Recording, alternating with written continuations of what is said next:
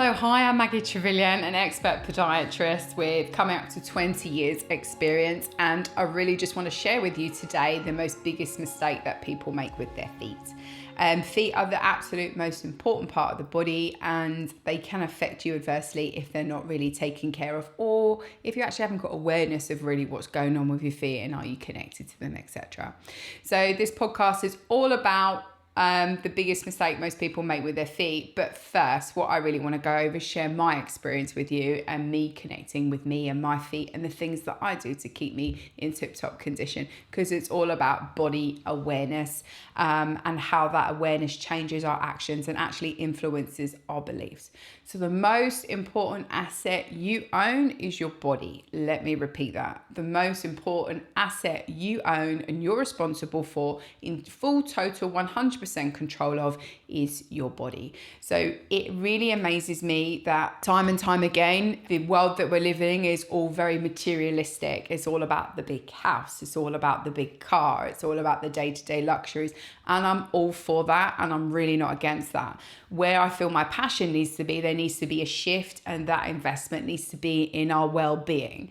So how often do you see the dentist? How often do you see the optician? How often do you see the physiotherapist? How often do you see your podiatrist? Yes, me, little old me, I have a podiatrist too. I'll have an appointment with the guys every 6 weeks, and they just help to keep my feet in tip-top condition.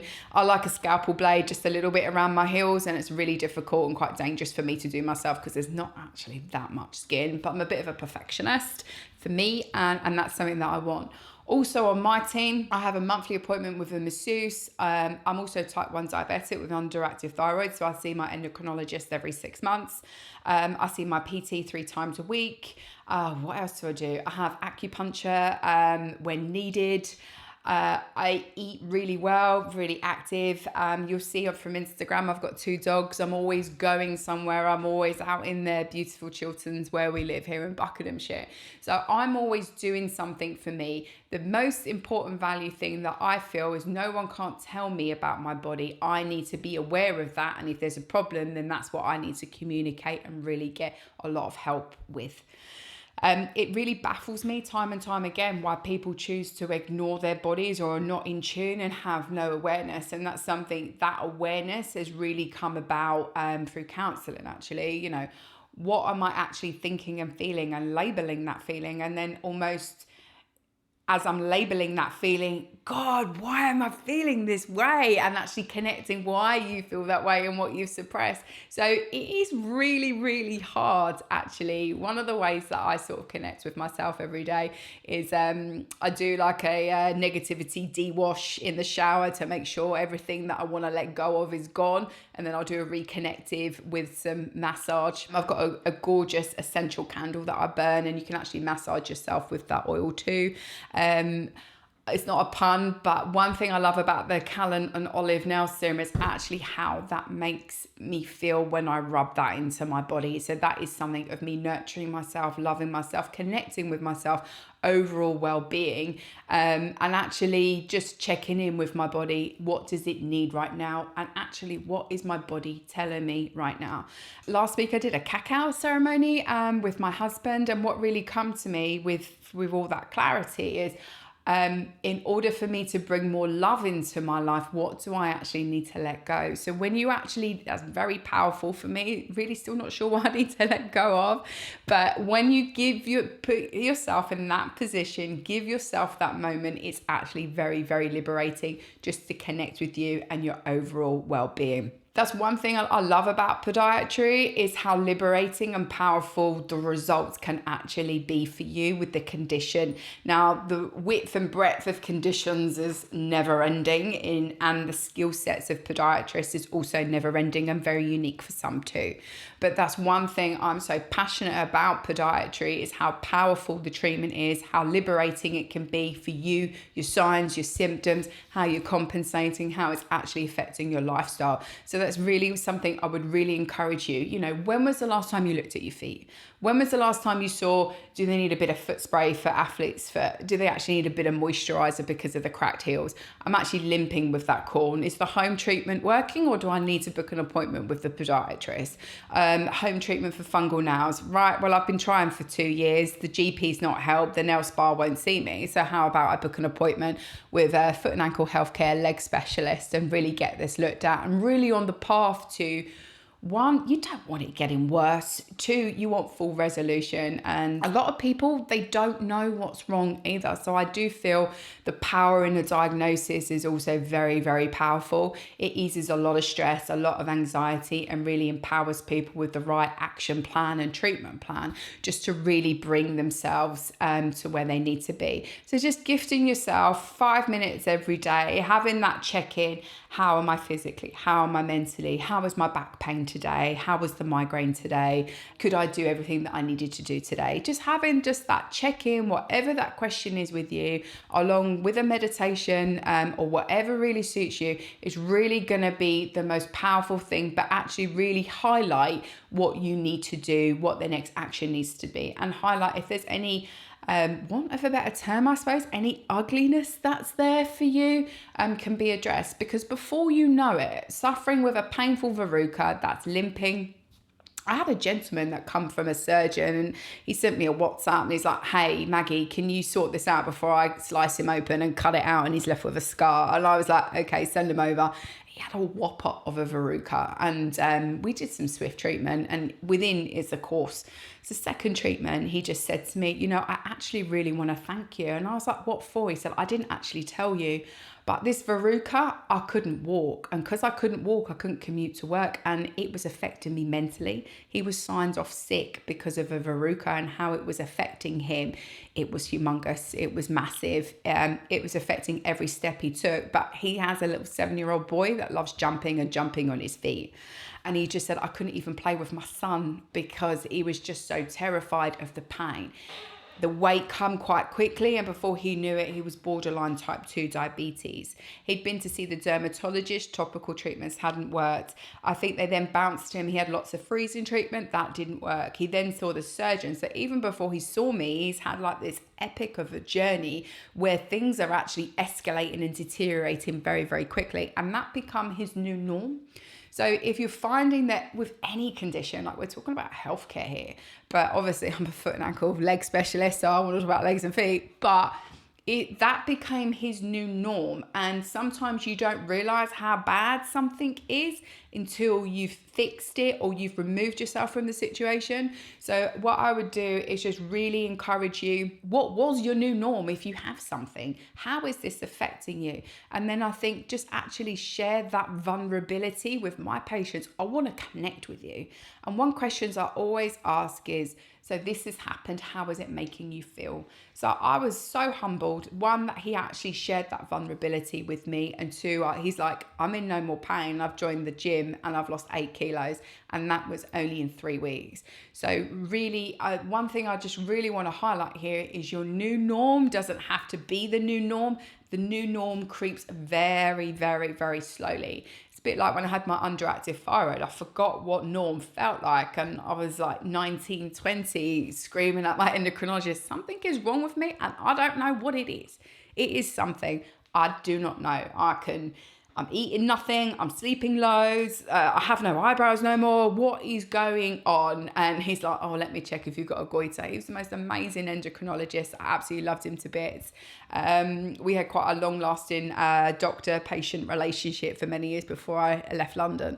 But honestly, it becomes your new norm. Get the help. We've all been there. And the message to you is, when you're suffering with your foot and ankle, you really don't have to suffer anymore. So that would be the real take-home message, talking about my own personal experiences and things that have helped me personally and clinically is, you know, we don't want the new norm unless it's a good new norm, which is also one thing that podiatry can do, just get you back to fit and active, healthy lifestyle. The biggest mistake most people make when it comes to their feet is they ignore them. So if you're listening to me and you can take off your shoes and socks, have a look at your feet.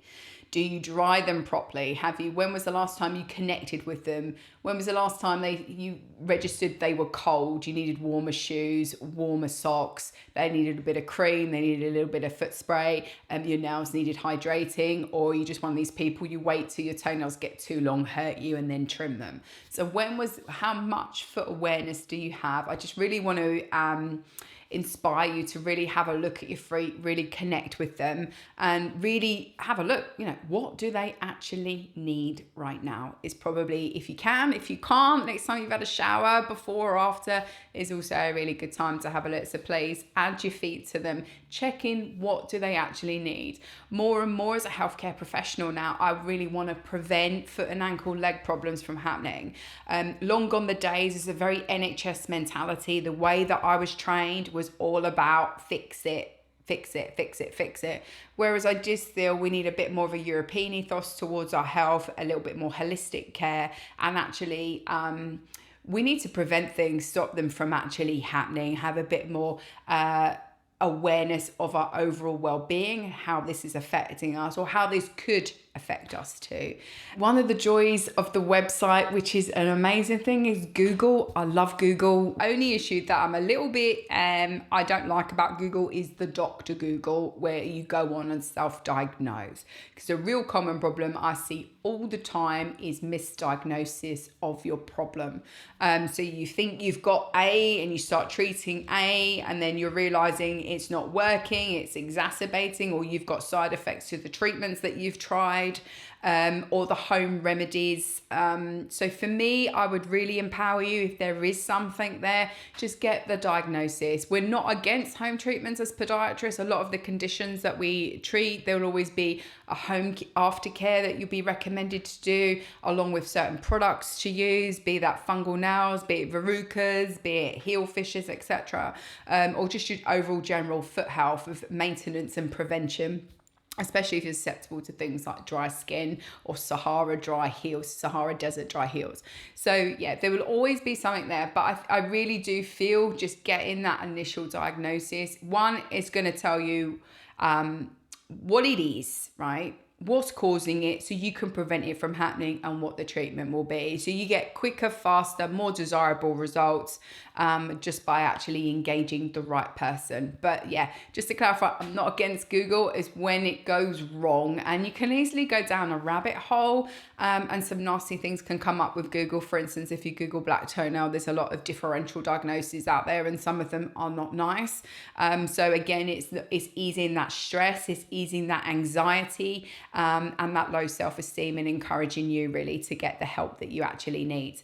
So one of the things that I feel a lot of people ignore their feet is they have the lack of confidence in them. It causes low self-esteem, poor understanding and poor awareness really of what's going on with your feet. And then the overwhelm that I find time and time again is, where do you actually go for treatment? Clients are more bewildered that they feel, right, well, I need more than a beauty treatment. My GP hasn't helped me here.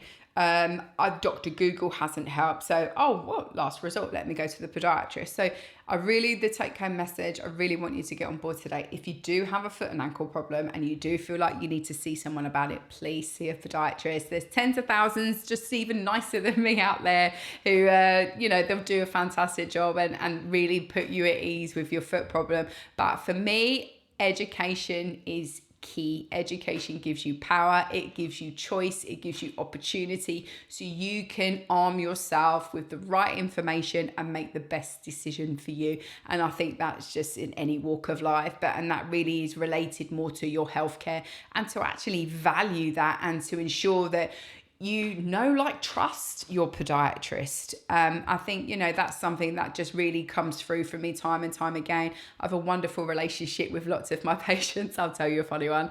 I have a patient who just turned 83, and last year she always makes my kids these most jaw-dropping gingerbread houses for Christmas, as a thank you to me for doing such a great job on her feet over the year, because I see her monthly. And last year she said, it's my final year, but I'm going to lend you my mold so you can make gingerbread houses for the girls at the clinic. So I did. And I made her one last year. And this year, in the beginning of December, she says to me, now there's the gingerbread molds. I said, wonderful, thank you so much for the gingerbread molds. I felt like I'd inherited valuable antiques because you can't buy them no more. They're like 80s Lakeland versions of these gingerbread house, the molds that you use. So I actually made her one this Christmas and the kids at the clinic, just as a thank you and a token. I was bored at home with Olive, my little girl, and we just wanted something to do. And I was in working on the 29th of December, and there was a hand note put through the door, and I recognised their writing from the cards, and she said, the gingerbread houses are getting better. So I just cracked up. So there's a bit of a private joke there, and just to share with you how meaningful some of these relationships can actually become over the years, and how important they are to your success for you to get what you need. Now, come on, we all see the optician annually. We all see the dentist every 6 months. We go for teeth whitening. We go for manicures. We go for pedicures. More and more aesthetics is becoming a big thing with Botox, fillers, a lot of cosmetic surgery. I'm a sucker for a hydrofacial. I love how it makes my skin look and feel. And I have laser for red veins. So I'm into all of this myself. But one thing I would say is, when was the last time you saw a podiatrist? When was the last time you looked at your feet and I thought, right, they need something. I need to prevent things from happening here. And this is something I'm going to bleat on and on and on about. So apologies in advance. Prevention is better than cure. There's a fantastic team of healthcare professionals out there. Just connect. Go with one that you know, like, trust, that's in line with your values, in your ethos, and there'll be a successful outcome, and the outcome that you want and you desire. Once you get that awareness of what do you think and feel about your feet, what do your feet need right now? One thing that is just having that foot check-in. Have your feet changed in size? Has the skin color changed? Has the nail color changed? Do your feet smell? It just goes, just having that awareness can really be the key of when something's changed, you know what's changed, and then it's exploring why has it changed, and then actually is this concern for you. As we age, our feet can get bigger, they can get wider. I certainly have gone up 2 sizes since I've had my children. I went from a 4 to a 5 for my first child, then a 5 to a 6 for my second child, and I thought, I'm gonna have clown feet, because anyone who's met me, I'm actually really short. So yeah, I think that was the stopping point of no third baby for me. I'm joking. But one thing that I'm so proud of as a podiatrist is podiatrists save lives. We really, really do save people's lives, and that's really well documented in our literature and our research, and something I'm very proud of our profession and to be part of that too. I've got a video testimonial of a patient that I saved his life because he had a DVT in his leg, and they went to scan him and he had 4 in his lungs.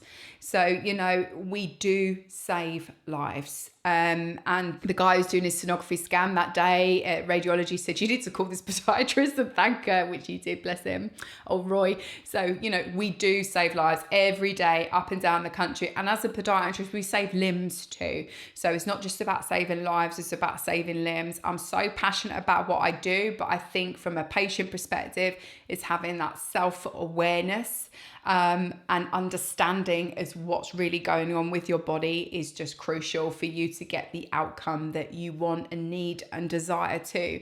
And one thing I discuss day in, day out with my patients, I didn't know you did shockwave. I didn't know you did Medi-Pedis. I didn't know you do massages. I didn't know you did nail reconstruction. I didn't know you did acupuncture, and you do foot mobilization. Wow. And we do gait re-education. So I bet you guys are like, what are half of these things, right? So literally, sometimes you don't know what you don't know, and you don't know what you need, and you need to put your trust and faith in that person.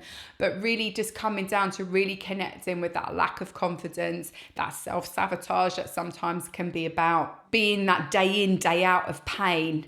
I would just really just take a step back, reflect, and reach out from any healthcare professional if it's needed, really. So I hope you've enjoyed the podcast. I've ranted a little bit and I've gone on a bit about me, and anyone who knows me knows I don't really do that, but I feel it's really important that I connect with you from my personal experiences as a patient and also as a podiatrist and what's worked for me. So in my next podcast, it's all about summertime feet, preparing your feet for the summer, and some home hacks that you can do from at home home. Summertime for us is high season. To get an appointment with us, you'll struggle because the demand is high. And I think that's the other thing, you know, being typically British, your feet are on show. I need treatment. My feet are in my shoes. Let's just forget about them and let's just ignore them. So really what I would really want to just go over is embracing your foot confidence in the next podcast and bearing yourselves. Thank you.